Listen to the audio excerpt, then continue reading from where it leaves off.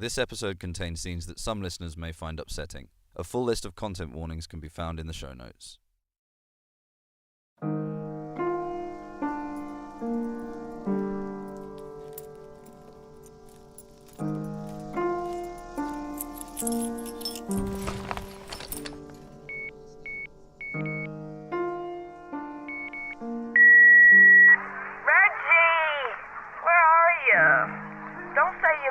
On me, because that would suck so bad.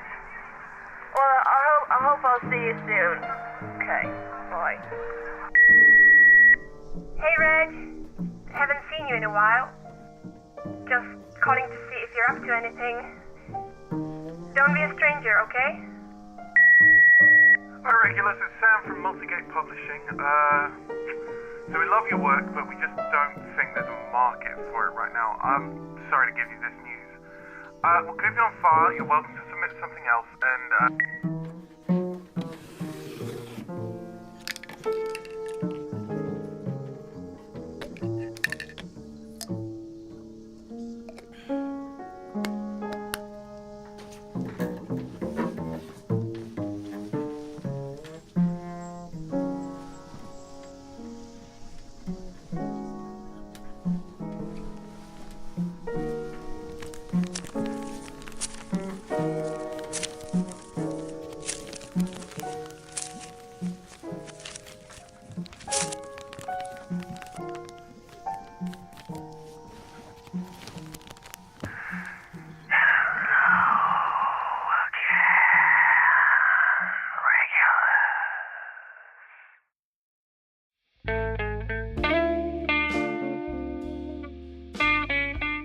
In a city that never sleeps, where your swirling thoughts vie for your attention, only two men will look you in the eye. If you find yourself tired, clueless, and mad, you may need the services of Lucifer, Kane and Brutus Fields, paranormal investigators. This week, our daring detectives untangle the knots that bind us together in Sheepshank, Sailor and Noose.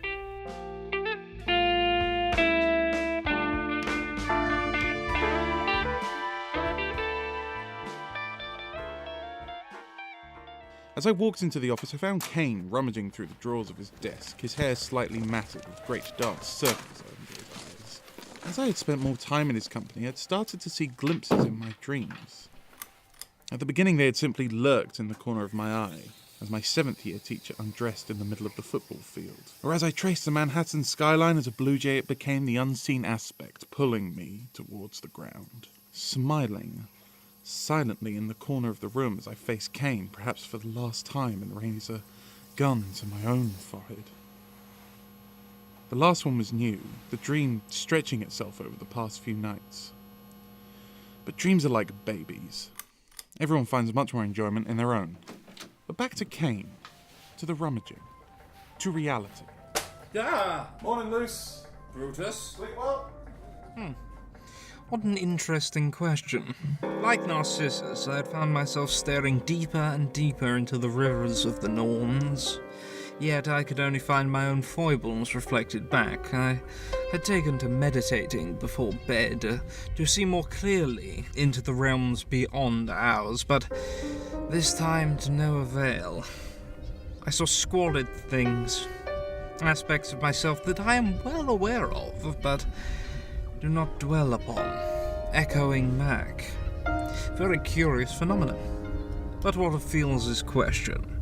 Could he tell? Was this the idle chit-chat of an acquaintance, or something deeper? I never could tell with Fields. The man often wanted to tell that... Yes? Sleep well? Yes. You? Yep. Good. What are you after now? No, it's perfectly fine. I'm just after a small box. Here it is.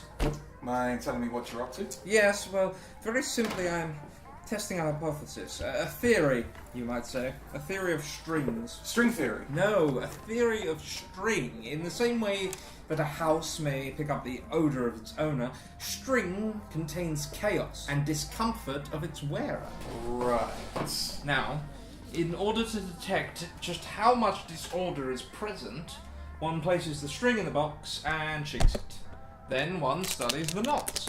The more tangled the soul, the more tangled the string, you see. Now, So what's the significance of the box? Oh, nothing. It's just a nice box. Oh, yeah. It was given to me by a student who was courting me. Courted by a student. Yes, I just said that. College students are very impressionable, and quick to fall for those they have great pride for. Oh. How very curious. No, wait, are we talking about a dame?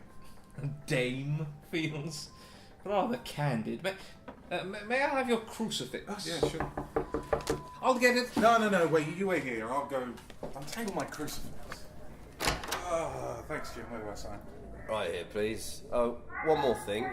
Miss Gospod from the 3rd floor asked me to give this to you. Jenny, 1/4. Maybe it's for one of your ghost cases. We don't do ghost cases. Is that true? Wouldn't you like to know? Thanks, Jim. Feels. Do these two knots look the same to you?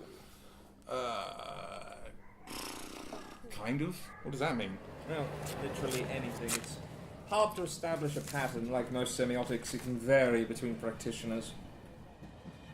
So what is it? It's a message from Jenny. Black envelope, pink ribbon. Rather stylish.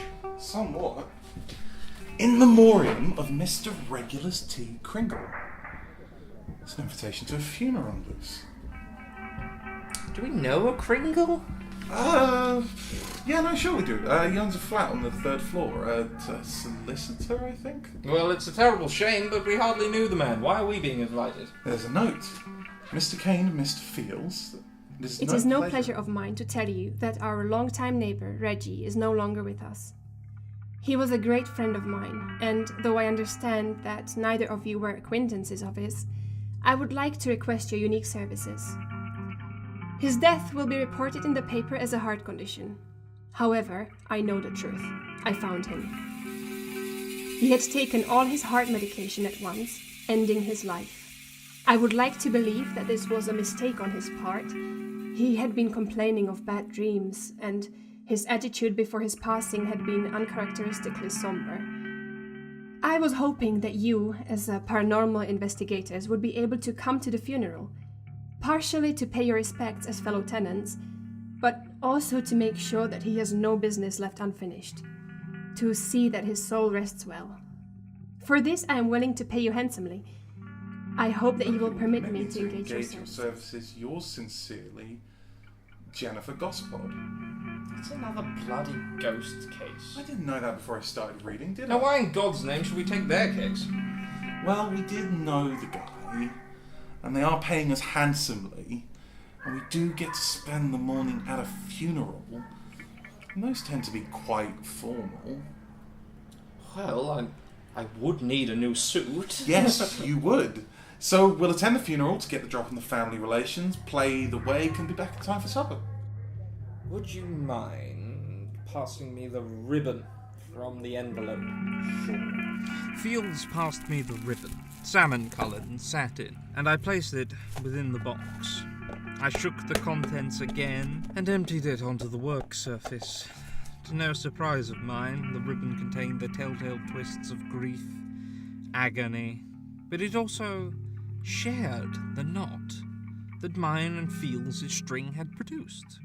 3 or 4 knots, tangled on top of each other. From this, there were only 2 possible options. Either myself, my partner, and now our client had our fates interwoven with a source of great uncertainty, or we all lived in the same building. Knots are tricky things to unravel.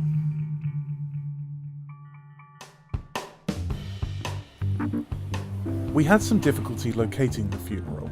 We came across the river in search of St. Mary's Church, but it wasn't St. Mary's on the Hill, or on Bow, or at Alder Church, or even St. Mary's Somerset, which, much to our surprise, had been demolished in 1871. Kane was convinced he knew where it was the 1st, 2nd, 4th, and 6th time, until I remembered it was in fact St. Michael's Church. A 2-minute walk from our original guess. We made the executive decision to meet Jenny at the wake. We arrived fashionably late.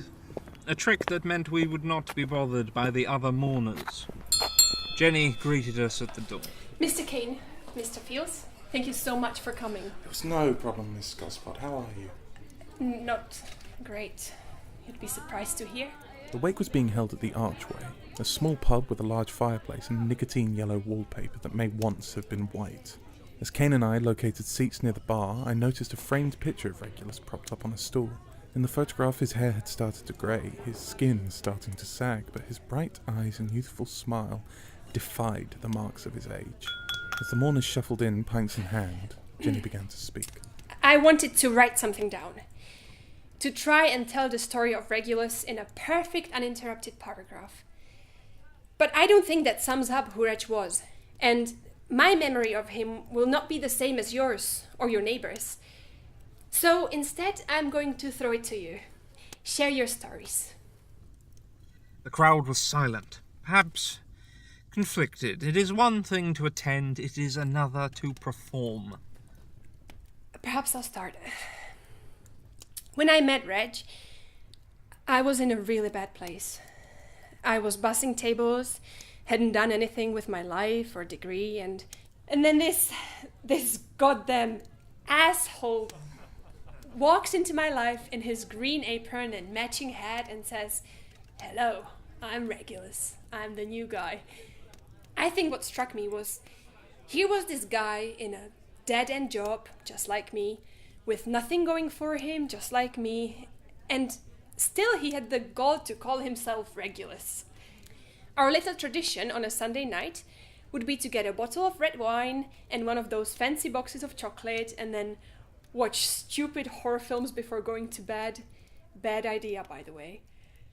And then when it was over, he'd go, "I'll see you anon." He always spoke in a way that he intended, that he was himself, even when he changed. Her courage and her profanity returned life to the wake, and others started to get up, his friends, no family, I noticed. Then a woman stood up, a black pencil dress with a black sweater and white pearls. I only met Regulus very recently, and for only a brief time, but I could tell he was tortured. He was already in the midst of a battle with his heart troubles when I met him, which was in no doubt due to his alcohol abuse. It struck me that such a brilliant man, with such a burning passion, had been extinguished by his own excesses.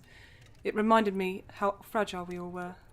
And his fight was, of course, eventually in vain. If you wouldn't mind, I'd like to read a poem I wrote about his passing. Don't cry for me, though you are sad, though if you do, I won't be mad. As long as you remember true, I will still live on in you. With every day that you are gone, She carried on, the days are slow. amazingly, through the poorly constructed verse, and with every stanza, you could feel the crowd tense. We all grew, and I will still live on in you. When she finally sat down, a fresh-faced girl almost leapt to her feet. She wore a black dress with white polka dots, the monochromatic effect ruined by her bright blue hair. So, right, I met Reggie at a gig. I was 16 and he was about 20 at the time. And this band was super cool. And I had to lie to the bouncer about my age to get in. And I was bricking it because I just knew everyone knew I was just a kid. And I was trying to be such a grown-up about it as well. Anyway, so I'm at this gig. And he comes over and he's like this huge guy with a beard. And he goes, "You're way too young to be here." Of course I was. So I told him to sod off. But he just smiled and he said he got it and that he sneaked into gigs when he was younger. He just nodded over to this corner that he'd come from and he said, "I'm over there. If you get into any trouble, you just let me know and I'll come help you out. Enjoy the show."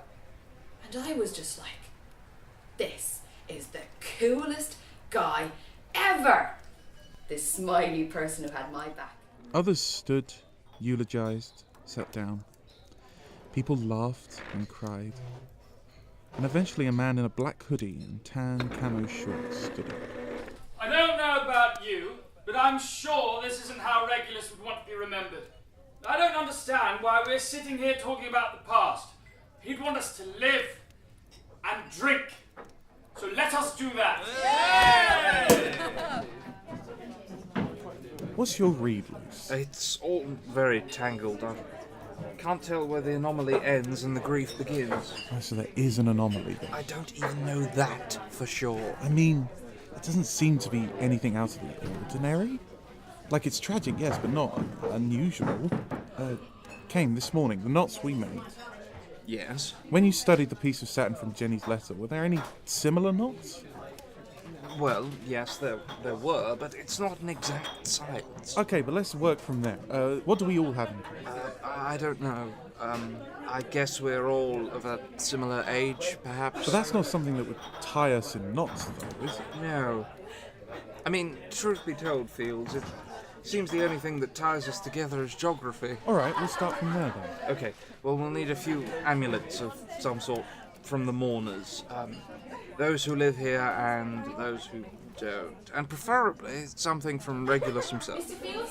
Mr. Kane? Beans. Okay, so you get the bits from the Mourners and I'll get the things from Regulus. It seems like entirely the wrong way to split up our efforts. Shut up! Thank you so much for coming today. Miss Gospod, it was a lovely service. And the remembrance was really touching. Thank you. You know Reg well? I think he took my mail once. Did you know him, Mr. Kane? I don't believe I ever met him. And of our arrangement, how goes your investigation? Is there, are you sure? Are you certain you are in need of our services? How do you mean? Sometimes there is no foul play. No ghosts or goblins, just people struggle with this their whole life and, well, sometimes they... Yes, I'm fully aware of what it is like to struggle, Mr. Fields. It changed him, you know. This soulless complex. Oh, no, hey, here. Oh, thank you.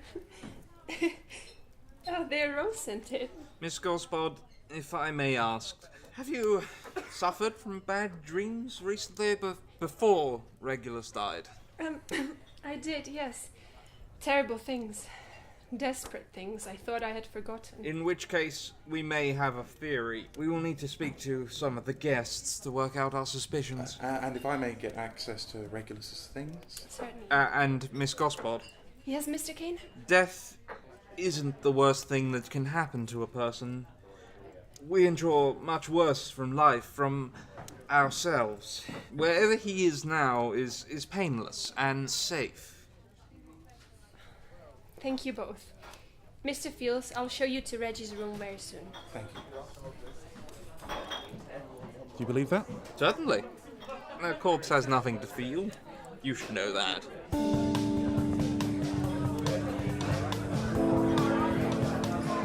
I circled the wake, gaining totems however I could. A lovely eulogy you gave. Thank you. Did you like the poem? It was certainly your own. Of course. And were you also a neighbour of his? Goodness no. I live across town. I clasped her hand. Together. Oh? Please, do not relive the past. I appreciate And your I pulled coming. her string bracelet from her wrist. You are very sage. I didn't catch your name.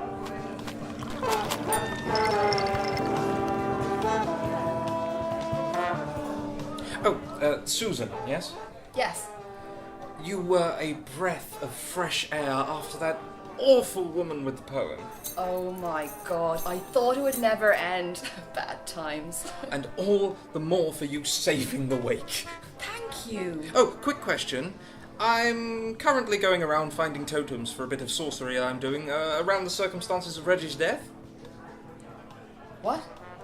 Finding the potential in bits of string that connect loose, empathetic energy. Okay, yeah. And you two seem close, so I was wondering if I could take one of your, festival bands? For Reggie, anything. Have you got something sharp? I have a sharpened chicken bone for just such an occasion. Okay, cool. Oh, give me a second, mustache. Reuben, was it? Yes? I must shake your hand for your wonderful, wonderful eulogy. Thanks, chap. No problem. I just wanted to extend my gratitude. Did you nick his watch? I did nick his watch, yes.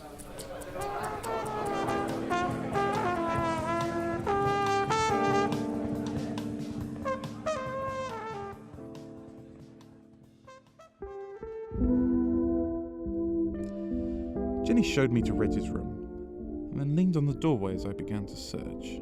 I had to tidy up before his parents came to collect his things. You know, the things you wouldn't want your folks to find. I see. Oh, are you okay? It's too much. Oh no, it's not that. It's just... he had so much porn. What? Porn on like loads of formats. Books and magazines and films. He had cassettes, like audio cassettes, and there was just so much, Mr. Fields. Please, call me Brew. I'd begun opening cupboards and dressers, looking for anything stringy Reg might have worn.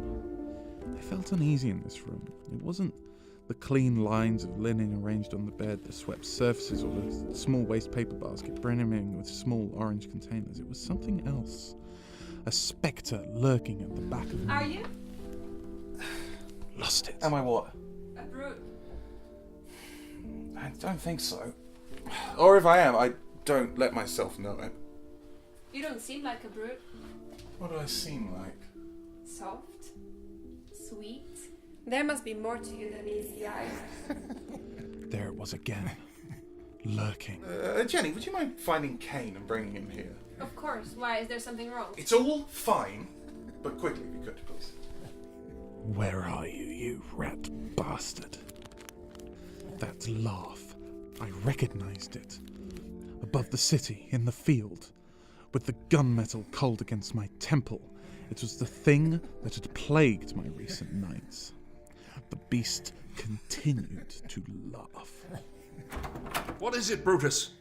I've got him, Kane. He's in the room. Can you hear him? I've got nothing, old boy. Really? He's right here. He's on the edge of my consciousness, that thing. It's been plaguing me for nights. I have it, Luce. I have him. Can you not hear him laugh? Can you hear him laugh? Please tell me you can. Please. Brutus, please. Lie back on the bed. What's going on? It seems that whatever got Regulus is still here. Luckily, my colleague is close to catching our villain. But we must not dawdle, please. I hear him. Brutus, listen to me. I'm going to put you under. I'll be here to guide you through. But you must meet the creature on your own terms. Do you understand? I hear you, Luce. Very good. And as Kane led me down the staircase, his voice became more and more distant, until suddenly... Fields, do you hear me? Tell me where we are. It's dark and cramped. I can't see anything. Okay, well, listen closely. Yeah, here I am. Very good, detective. So you're the thing. What are you? Oh, hungry. Starving. I'm in the midst of a famine, detective. I don't imagine you're scoffing hard candies. Astute, detective. So what is it you do eat? That remains to be seen.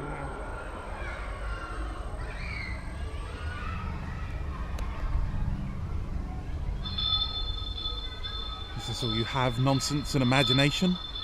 Look. Oh, sir. The layers of dreaming begin to slip away, and it is my mother, red-faced, crying and screaming. You pervert! What is this? The truth. Without fiction. So this is what you do. This is... You make these happen. Don't be a fool.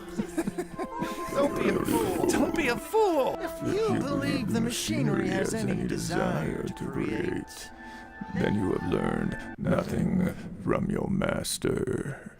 What master?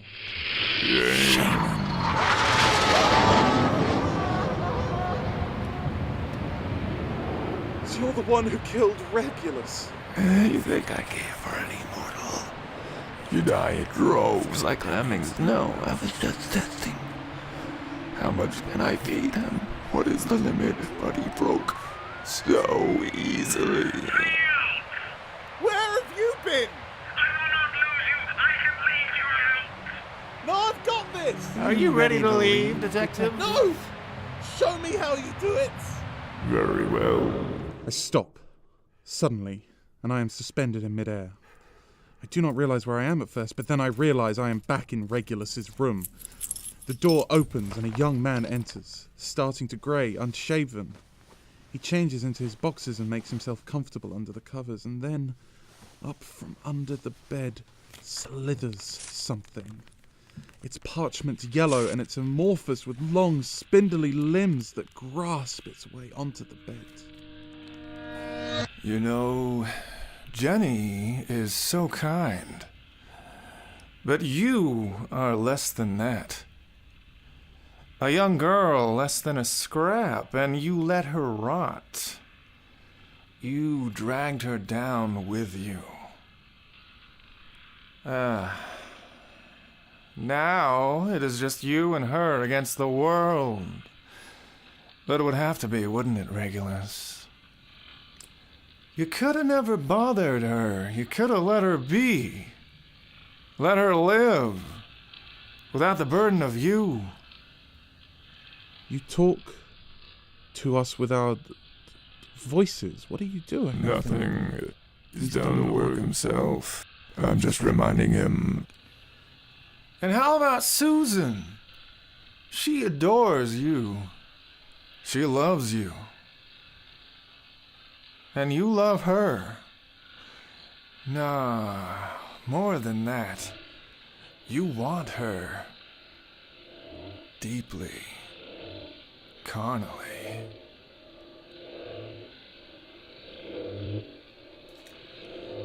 And now, she too is entwined. Like a tangled thread, you cannot unspin her from your life. And so, she's there, and you must do nothing. Though you search for her, late at night, when you think no one is there, but you're there. You're always there. It turns out, our best judge of ourselves is ourselves. And the rest is rust and stardust. You could always stop it. You may be the monster, but you are your own silver bullet. You could do it right now. You have your pills in the nightstand. You could stop taking them. Let nature take its course. Or you could speed it up. Stop being the burden. The monster. The man. Regulus. Why not? As Regulus reaches a shaky hand to the dresser, I am powerless, hopeless. I yell and I shout, but I am voiceless. I am the only witness to the last moments of Regulus's life.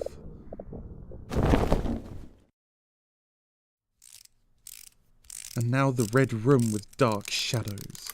A simulacrum of Kane faces me, eyeless and colourless. I feel the gun at my temple nonetheless. My finger tightens. That's all it takes. That's all it takes. One unbiased voice.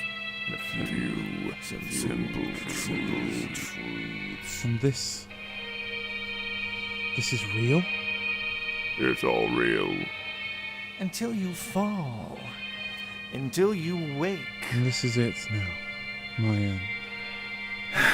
Yes, I'm afraid. You've never been more than a disappointment, a footnote, an addendum, or an ampersand. This Sherman is getting too close. You are getting too close. This is how it's always been. This is how it always will be. You are pissing into the wind, detective. I can feel the Kane of my world's grip loosen. He is losing me, like he lost Actianson. But I am not Actianson. I will choose differently. I close my eyes. Within my closed eyes, allowing the world to become black. And in the dark, I reached out and caught him. Ah! It's you, the Dream Eater, the monster. You did this. This is why I can't sleep, why I can't switch off. You did it to Reg. You did it to Jenny, and now you're doing it to everyone in this tower. This is it, detective. You will beat me to death in my own domain. This is not your fight, it's your monsters. It's useless. Let me go. Ah!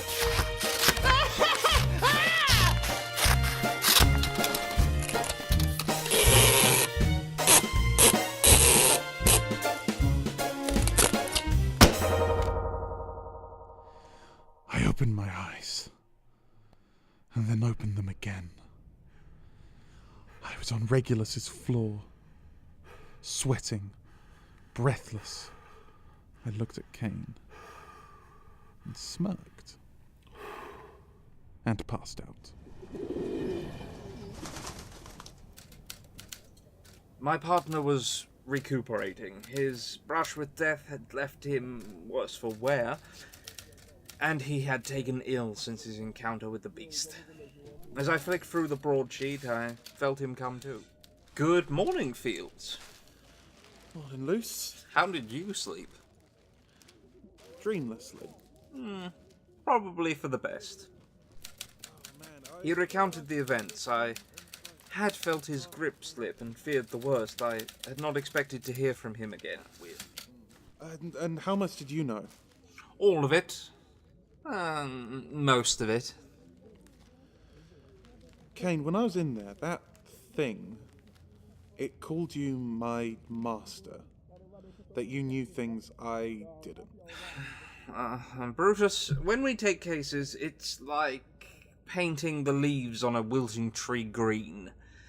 You've not fixed the illness, but you have, on a surface level, amended it. And you know how our side feels the ripples of their influence, the Jotun and this creature and all the others. Well, we've been subconsciously being the bane of their existences. Because they live in thought, in dream. Our action in the physical realm is what ruins their day.